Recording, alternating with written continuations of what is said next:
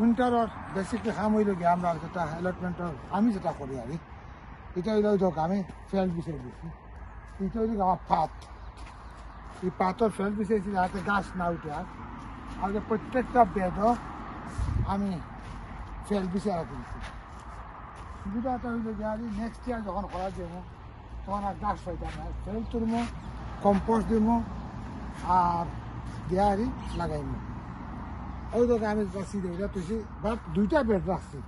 ধনিয়া কিন্তু উইন্টারও থাকে, ওই লোকা ফ্রেশ ধনিয়া আমার কোরিয়ান্ডার জন্য কই ফ্রেশ ধনিয়া আমার রাখি দিচ্ছি। এটা এই ফ্রেশ ধনিয়া আসতে উইন্টার হয় না, এই বেড়া আছে আর উঠবো তার লাগে ফাটালে নিয়ে খাওয়া কোনো অসুবিধা হয়। আর এখানে আমি ওই লোক সাইকেল আমার একটু জায়গা খালি দিয়েছি, আস্তা ফেল না বেশি আমি রসুনের গাছ লাগাই দিয়েছি।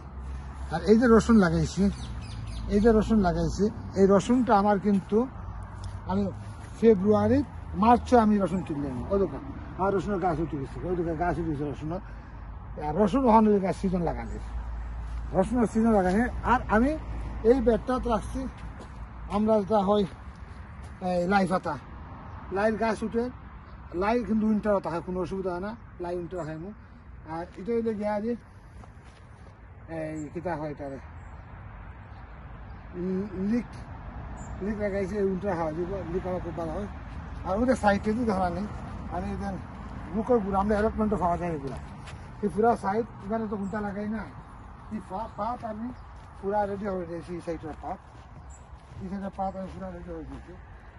এখানে গেলে আমার পাত লিখতে হবে। আর এইটা খজুর গাছ আমি পিছিয়ে আমি অন্য লাগাইছিলাম, আর এটা মুভ করে আমি অন্য আনি দিই। আর এটা গাছ আমি জায়গা পথ ভাড়া লাগে অন্য আনলে এই জায়গাটা পুরা রাখি, সেখানে ফেল লাগাইতাম না। এখানে আমি ওই যে জুই বসা রাখবো ফ্লোর, যেটা আমরা হই উপরটা আমি আমার টেকিতে পারবো। আপনারা নেক্সট ভিডিওতে আমি দেখাই মধ্যে উপরে লাইনে আসছি, উপরে আমরা স্টার্ট করবো।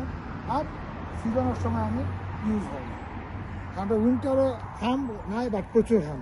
আর উইন্টারে যে একটু কষ্ট করি আমরা, তখন গিয়ে হারি ইয়ে হয় সামারে গিয়ে খাম কষ্ট করা লাগে।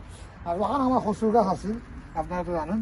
হ্যাঁ, এই খসুর গাছ বন সাফ হইলে আরও দুটা খসু মুখী জায়গাত রাখি দিচ্ছি, আমি এটা টাচ করতাম না, খালি জাস্ট বন সাফ করে করি। এখানে আমি তোকে বন সাফ করলাম, কিন্তু বন সাফ করে আমি রাখি দেবো এখানেও। আর এখানে খসুর গাছ নেক্সট ইয়ার ওখানে গাছ উঠবো, তখন আর আমার খসুর গাছ আছে ইয়ে করা রাখতে না, তখন খসুর গাছটা আপনার নষ্ট হয় না মাটিতে, তাহলে নেক্সট ইয়ার কষ্ট করে লাগে না, কুইক খসু আইব। এখানে আমি ইয়ে করবো, এই ফুরা জায়গাটা আমার খসুর ক্ষেত, ফুরা জায়গাটা আমার খসুর ক্ষেত। আর এই খসুর ক্ষেত্রে আমি খালি বন সাফ করলাম আজকে, বন সাফ করে আমি এটা রেডি করে রাখি দেবো।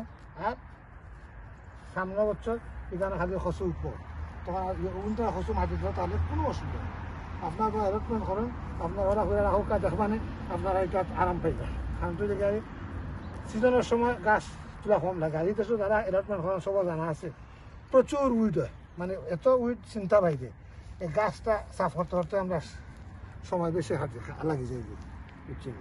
এর লাগে আপনারা যারা অ্যালটমেন্ট করেন আপনারা ও ফর্মুলা অবলম্বন হোক দেখবানে আপনারা এখানে এন্ড অফ দ্য ইয়ার আপনারা কিন্তু কষ্ট কম হইবে। কারণ এখানে খসু না খামলে তখন ও গাছে বাঁচাতে হইব। খসু গাছের তো উপরে আমি ফেল বিচাইতাম না, এখনও চিন্তা করাম কিতা করতাম, আমি চিন্তা করাম যে ফেল বিচাই তো কোনো অসুবিধা নাই, এখানে খসু তো মুখে নিচে রয়ে গেল। আর সিজন মতো গিয়ে আপনি খসু খাই দিলা বুঝছেন। আর খসু জায়গাত তাহলে অসুবিধা হয় না, এটা বদলানো লাগে না খসু জায়গা। কারণ তো এটা যেটা মুখি আমরা লাগাই নর্মালি এই মুখি দেশেরটা না, আমার তো এটা গিয়ে হচ্ছে আফ্রিকার মুখি যেটা, এর লাগে আমি আর ইয়ে করা যাই না।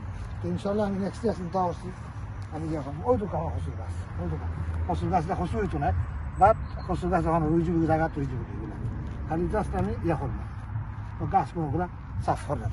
তো গাছ সাফ করলে পরে গিয়ে আরি আপনার কোনো অসুবিধা হয় না বুঝছেন। আর ওই গাড়ি পুরা আমার যা হলো ইনশাল্লাহ নেক্সট ইয়ার যাতে গিয়ে হবে সুন্দর হয়, আশা হলাম তো নেক্সট ইয়ার ভালো হচ্ছে। ওকে, ধন্যবাদ, আসসালামু আলাইকুম।